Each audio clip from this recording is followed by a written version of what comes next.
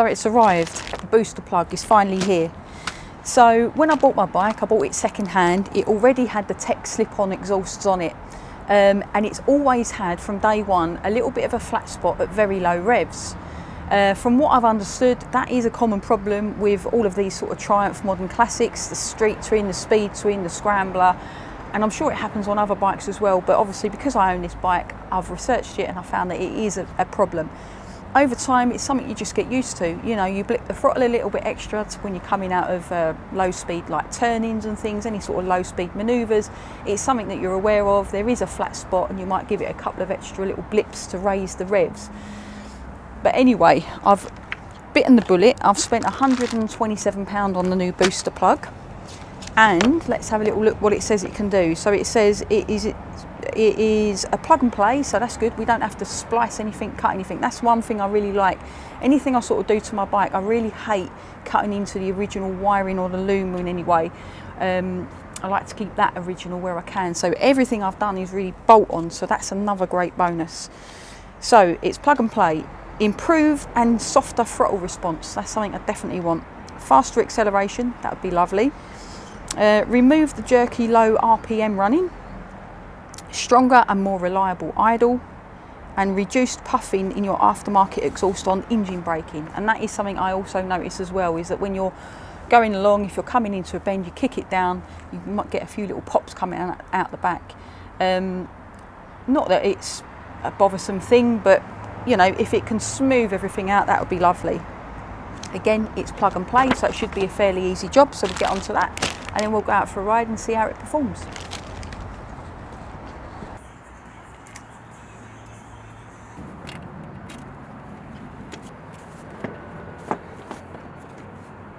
So what we're going to do is disconnect this air intake sensor.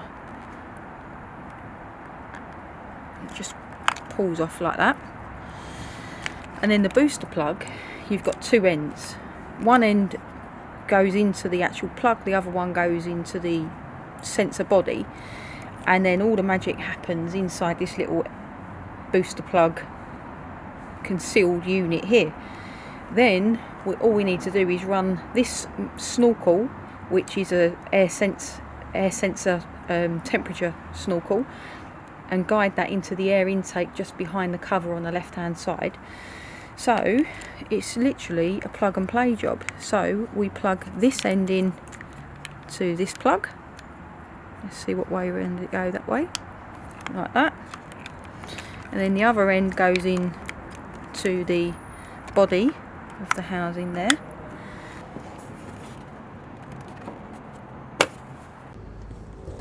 So this little snorkel senses the temperature of the air, and really it needs to be placed in an area that is going to be really cold, because it tells the bike ultimately that it's running at a colder temperature, and so therefore it delivers more fuel to the bike, which is how it rectifies the problem.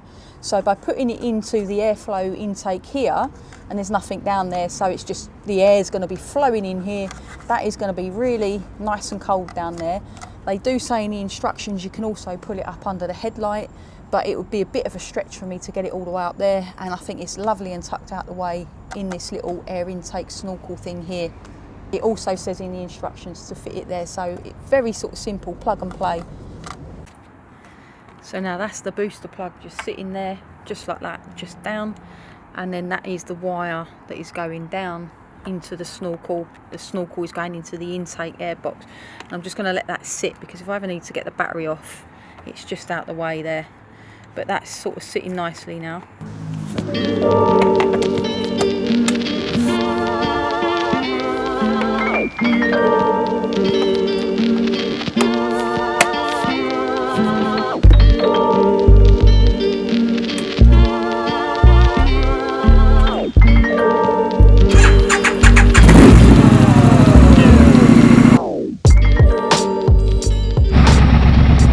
So the first bit is I've pulled into this pub car park. So this is in a really quiet little towny, villagey thing. So if I pull out right across this little turning here, that's usually when I would really notice a low spot. So let's see if there's any difference.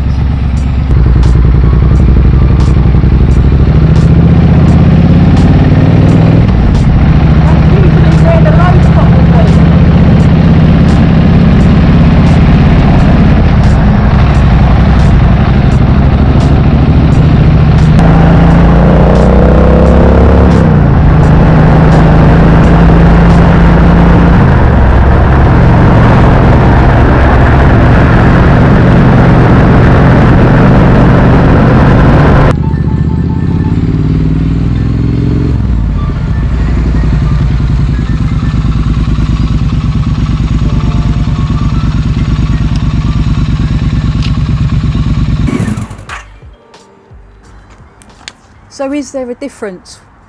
Well, I'm pleased to say, yes, there is. You really do notice at the low rev range that the power delivery is a lot more consistent. That flat spot seems to have gone.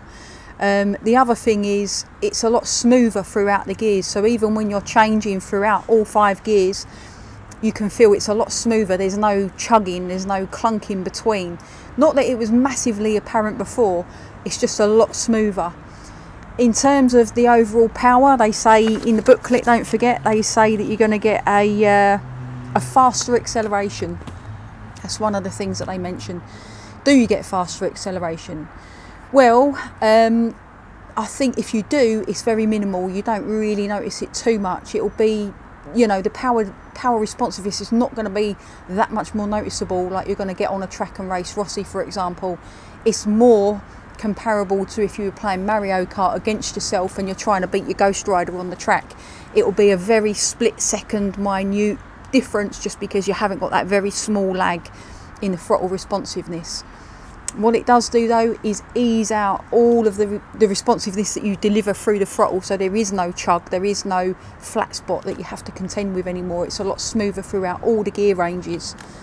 Let's have a little look what it says. Improved and softer throttle response, exactly what I just said there. Faster acceleration, we said that, minute if it is so. Remove the jerky low RPM running, yep, it definitely does do that. Stronger, more reliable idle, yes, I think it just runs like it runs a little bit faster, I think. Reduces the puffing on your aftermarket exhaust and engine braking. I think, yeah, the engine braking, it does remove some of the popping when you kick down, but I wouldn't say it's removed it completely. It's definitely reduced it though. But obviously what it is doing is it is delivering more fuel to the bike. So what we want to see is if it changes the amount of fuel consumption. I did read here, it says the booster plug will only get the richer mixture when you need it in low RPMs and while accelerating. When you're at a steady speed on open roads, the booster plug will sit idle to keep your fuel consumption low.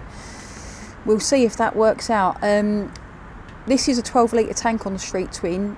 On the Triumph website, they say that you should get around 180 miles to a tank. I've never got that. I have changed out though my cat for an X-pipe. I've got the aftermarket exhausts. I've got the K&N air filter.